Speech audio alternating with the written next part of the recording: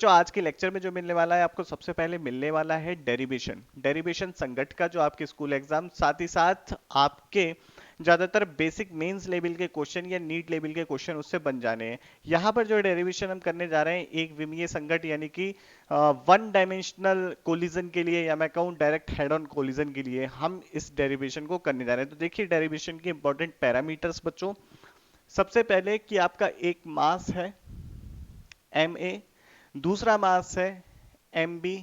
Mass M A की velocity बच्चों जो है यू ए है, मास एम बी की वेलोसिटी यू बी है। जैसा कि पता है कि अगर यू बी ज्यादा होगा यू ए से तो डेफिनेटली ये क्या नहीं होगा, टकराएगा नहीं। तो यानी कि आप याद रखिएगा यहाँ पर यू ए ज्यादा होगा जब यू बी से, तभी ये टकरा पाएगा। तो यू ए ज्यादा है बच्चों किससे, यूबी से। अगले पॉइंट की बात करते हैं कि ये बिफोर कोलिजन, संघट्ट से पहले की अवस्था है। ये संघट्ट से बच्चों पहले की अवस्था है, से पहले। अब संघट्ट के बाद क्या होगा, इन दोनों के वेग परिवर्तित हो जाएंगे। तो मान लेता हूं कि ये एम ए द्रव्यमान वी ए वेग से चलने लगा तथा एम बी द्रव्यमान वी बी वेग से चलने लगा। तो ये स्थिति है। तो हमें ये पता है। अब देखिए मैं इसको कर सकता हूं इलास्टिक के लिए, इनइलास्टिक के लिए। तो मैं क्या करता हूं, जनरल डेरिवेशन कर देता हूं, एक साधारण की बातचीत कर लेते हैं। ई की डिफरेंट वैल्यू आप रखते जाना और डिफरेंट रिजल्ट देखते जाना, आसान है ना। तो सबसे पहले भाई बात होती है कि क्या चीज संरक्षित रहती है संघट्ट में। याद रखना हमेशा आपकी संवेग संरक्षित रहेगा। तो प्रारंभिक संवेग जो है निकाय का, उसमें निकाय में आपके दोनों हैं, ये द्रव्यमान ए तथा द्रव्यमान बी। तो हमें यहाँ पर निकाय में हमने दोनों को लिया है बच्चों। तो यहाँ पर हम लिखेंगे M A U A plus M B U B. ये आपके प्रारंभिक आपके क्या है, संवेग है। तो निकाय का कुल संवेग ये हो गया प्रारंभिक। अगर मैं निकाय का अंतिम संवेग की बात करूं, और मैं बात कर रहा हूं जस्ट कोलिजन के बाद यानी कि संघट्ट के तुरंत बाद, तो ये हो जाएगा M A V A plus M B V B.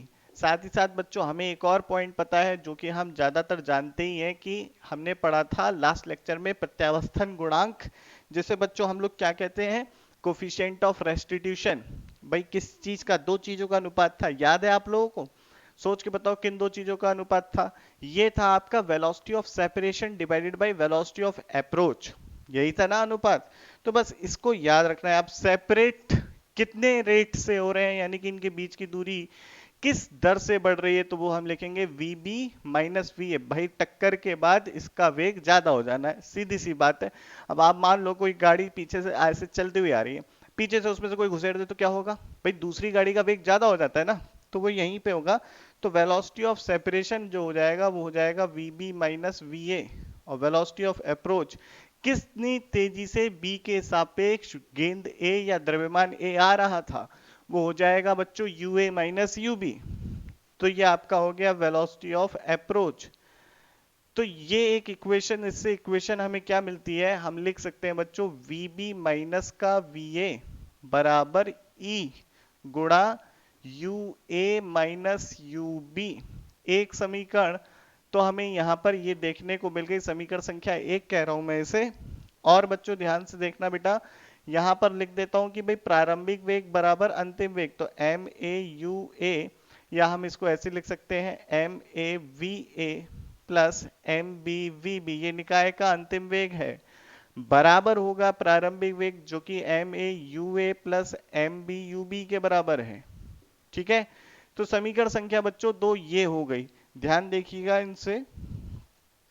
अब बच्चों समीकरण संख्या एक और दो का प्रयोग करके हमें निकाल लेना है भाई किसकी वैल्यू, अंतिम वेग वी और वीबी की वैल्यू क्या होगी। तो सिंपल सी एकदम यहाँ पे गुणा भाग है, कुछ ज्यादा नहीं है, ये सब करना जानते हैं हम। सबसे पहले वीबी की वैल्यू निकालेंगे। तो वीबी की वैल्यू निकालने के लिए समीकरण संख्या एक को पकड़ें, इसमें द्रव्यमान एम ए से गुणा करें और जोड़ दें इसमें समीकरण दो को। तो जब ऐसा किया तो क्या होगा, देखो एम ए से, तो एम ए वी बी और इसमें जोड़ा, तो यहां पर एम बी वी बी, साथ ही साथ माइनस का एम ए वी ए, इसको मार देगा। इधर देखते हैं, यहां पर हो जाएगा ई गुणा M A U A minus U B plus M A U A plus M B U B. ठीक है, और बच्चों इसे सॉल्व कर लेते हैं तो यू ए वाले एक साइड कर लेते हैं तो ई, और साथ में कॉमन आ रहा है यहां पर आपका एम ए यू ए। ठीक है, और बच्चों ध्यान से देखो तो और कुछ भी देखने को मिल रहा है। क्या मिला यहां पर हमें, ई वाला कॉमन ले लिया तो ई एम ए यू ए इधर से चला गया, और साथ में इधर क्या आ रहा है, ई। अच्छा ये बच्चों प्लस का होगा, माइनस नहीं प्लस का होगा, ई प्लस वन, और यहां पर आ जाएगा एम बी माइनस का, यूबी के कोफिशिएंट को कॉमन ले लेते हैं, यूबी का क्या आता है वैल्यू, देखो ध्यान से, यूबी के साथ भाई एम बी है और साथ में यहाँ पर माइनस का ई एम ए है, तो यहाँ पर आ गया भाई साहब आपका यूबी।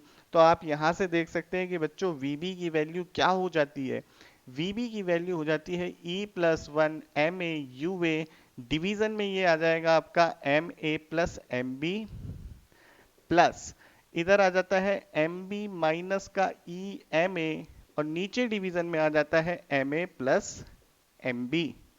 यहां तक की बच्चों आपकी सारी बात हो गई, और ये आ गया आपका यूबी। तो समीकरण संख्या हमें एक और दो से ये इंफॉर्मेशन मिल जानी है। अब देखो बच्चों अपने पास क्या है, वीबी आ गया ना, हमको निकालना क्या है, हमें देखना है भाई वीए की वैल्यू क्या होगी। अब अगर वीबी की वैल्यू समीकरण में रखोगे तो लंबा चौड़ा रायता फैल जाना है, तो रायता नहीं फैलाएंगे, यहाँ पर सिंपल से समीकरण संख्या एक का इस्तेमाल करेंगे। और कैसे मॉडिफाई करेंगे चीजों को आइए देखते हैं, पहले से फटाफट नोट कर लो, मैं इधर का चित्र गायब कर देता हूं। अब बच्चों आप लोग देखो कि चाहे तो कैलकुलेशन कर सकते हो भाई, वीबी की वैल्यू उठा के इसमें रख दो, वीए की वैल्यू मिल जानी है, या फिर एक ऑब्जर्वेशन कर लेते हैं कि जब हम वीबी की बात कर रहे हैं तो एमबी में से ईएमए घटाया गया और एमए यूए में ई प्लस वन जोड़ दिया गया, तो कुछ इस तरीके से वीए में भी सेम मॉडिफिकेशन होगा, क्योंकि भाई इक्वेशन तो आपकी देखो सिमेट्रिक एग्जिस्ट करती है।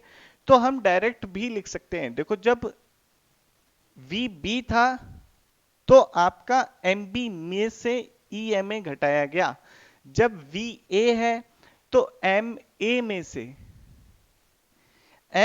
में से बच्चों ई एम बी घटाया जाएगा। ठीक, यहां पर वी बी था तो यू बी था, तो यहां वी ए है तो यू ए आएगा। ठीक है, फिर आपका वी बी था तो यहां पर हमने एम ए का यूज किया, तो यहां वी ए है तो यहां पर एम बी का यूज करेंगे, तो one plus e M B U B, और नीचे आपका वही कॉमन रहेगा, तो ये हो जाएगा M A plus M B, M A plus M B. तो बच्चों देखो आपने VA और VB दोनों की वैल्यू निकाल ली। अब E की डिफरेंट वैल्यूज के लिए आपको कंडीशन देख सकते हो कि भाई E की वैल्यू 1 होगी तो क्या होगा, जिसे हम कहते हैं पूर्ण प्रत्यास्थ संघट्ट। और अगर बच्चों आपके पास E की वैल्यू 0 है, E की वैल्यू 0 होती है तो क्या होता है, अधिकतम हानि होती है। बच्चों किस चीज की अधिकतम हानि होती है, आपके गतिज ऊर्जा की। तो E की वैल्यू अगर 1 है तो क्या होगा, E की वैल्यू 0 है तो क्या हो गया, 1 और 0 के बीच में है तो क्या होगा, ये तीनों केसेस आप यहां पर रख के देख सकते हो। चलो अब देखते हैं कि बच्चों कोलिजन से पहले यानी कि संघट्ट से पहले गतिज ऊर्जा निकाय की कुल कितनी थी, और संघट्ट के बाद कुल गतिज ऊर्जा कितनी है, उन दोनों का डिफरेंस क्या हो गया, उन दोनों का डिफरेंस हो गया निकाय की गतिज ऊर्जा में हानि। तो ज्यादातर सवाल में आपका ये पूछ लिया जाता है कि निकाय की गतिज ऊर्जा में हानि कितनी हुई, यानी कि आपकी गतिज ऊर्जा का ह्रास कितना हुआ। ऐसे ही क्वेश्चन आपके मॉडर्न फिजिक्स में बैठे हुए होते हैं। मॉडर्न फिजिक्स में क्या होता है, जब एक्साइटेशन की बात करते हैं तो दो एटम अगर एक दूसरे को कोलाइड करते हैं तो हर एक पॉसिबल कोलिजन के लिए वो एक्साइट नहीं होते, वो किसी पर्टिकुलर सेट ऑफ कोलिजन के लिए एक्साइटेड हो जाते हैं। तो वहां पर भी आपको क्या देखना होता है कि गतिज ऊर्जा की हानि कितनी हो रही है और क्या ये एक्साइटेशन लेवल के डिफरेंस में एग्जिस्ट करती है या नहीं करती है। तो ये सारी चीजें आपको बार बार देखने को मिलेंगी, इसलिए संघट्ट एक महत्वपूर्ण टॉपिक है जो जेई एडवांस्ड और नीट के लिए भी इंपॉर्टेंट है, साथ ही साथ इसके डेरिवेशन स्कूल एग्जाम में भी आते हैं। अब देखो बच्चों इसके बाद जो निकालना है हमें चेंज इन काइनेटिक एनर्जी। अब चेंज इन काइनेटिक एनर्जी बराबर होता है के फाइनल माइनस के इनिशियल। अब इतना बार बार तो इसको पूरा फाइनल एनर्जी और इनिशियल एनर्जी को निकाल के करोगे तो बच जाओगे बच्चों फंस।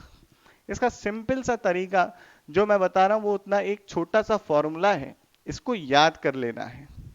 1/2 ma प्लस mb 1 - e² और साथ में बच्चों यहां पर रख दो आप v1 - v2 रिलेटिव वेलोसिटी जो भी है आपकी, या फिर हम इसे u1 और u2 के ज्यादा टर्म में रखें तो ज्यादा अच्छा रहेगा। u1 और u2 के टर्म्स में रखेंगे तो u1 माइनस या ua माइनस ub का स्क्वायर। बस इतना फॉर्मूला याद कर लो। आपको जहां कहीं भी काइनेटिक एनर्जी देखनी है भाई कितना लॉस हुआ, इसमें वैल्यू पुट करो तो आपका क्या होगा, आपको पता चल जाएगा। अब देखो कि भाई न्यूनतम कब होगा, ई की वैल्यू बढ़ाओ। अगर ई की वैल्यू बच्चों बढ़ेगी तो काइनेटिक एनर्जी में जो चेंज है वो कम होता जाएगा, है या नहीं भाई। ई की वैल्यू 1 रख दो, चेंज इन काइनेटिक एनर्जी 0 हो जाता है। तभी कहते हैं इलास्टिक कोलिजन जब हो रहा है आपका, परफेक्टली इलास्टिक कोलिजन, कोई गतिज ऊर्जा की हानि नहीं रहती, यानी कि जो फाइनल काइनेटिक एनर्जी थी वो इनिशियल काइनेटिक एनर्जी रही, तो डेल्टा के 0 हो गया। तो वो कब पॉसिबल है, जब ई की वैल्यू 1 है। तो ई की वैल्यू जब 1 होती है तो आपका बच्चों क्या होता है, पूर्णतः पूर्णतः प्रत्यास्थ संघट्ट होता है, जैसे इंग्लिश में बच्चों क्या बोलते हैं अपने लोग, कंप्लीट इलास्टिक कोलिजन।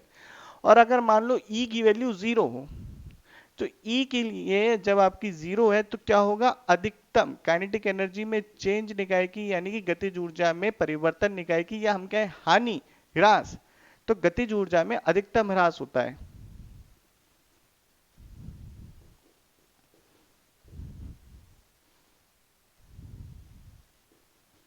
तो जिसे हम क्या कहते हैं भैया, ये जो आपकी बेटा आती है जब E इज इक्वल टू 0 होता है तो कौन सा संघट्ट हो रहा होता है, इसे कहते हैं पूर्णतया पूर्ण अप्रत्यास्थ संघट्ट। ठीक है बेटा, ये कुछ पॉइंट है। अब E की वैल्यू जो आपकी 0.1 है, या पॉइंट, या मैं कहूं E की वैल्यू 0 से तो बड़ी है पर 1 से छोटी है, तो ऐसी कंडीशन में आपका इनइलास्टिक कोलिजन हो रहा होता है, अप्रत्यास्थ संघट्ट हो रहा होता है। पर पूर्ण अप्रत्यास्थ संघट्ट कब होता है, जब E की वैल्यू 0 होती है। तो ऐसी परिस्थिति में बच्चों क्या हो रहा होता है, ऐसी परिस्थिति में आपका जो गतिज ऊर्जा में हानि हो रही होती है वो अधिकतम होती है। ठीक है, अब डिफरेंट केसेस की बात करते हैं कि भाई डिफरेंट केसेस में क्या होगा, जब परफेक्टली इलास्टिक कोलिजन है, जब आपका इन इलास्टिक कोलिजन है। तो ये बात हम बच्चों करेंगे नेक्स्ट वीडियो में। आज की वीडियो में इतना ही रखते हैं, आसान बातचीत है थोड़ी। ये डेरिवेशन अच्छे से कर लेना क्योंकि ये एग्जाम में पूछा जाता है। कौन से एग्जाम में पूछा जाएगा, स्कूल एग्जाम में। ठीक है, तो इसे तैयार करो, मैं चलता हूं, जय हिंद।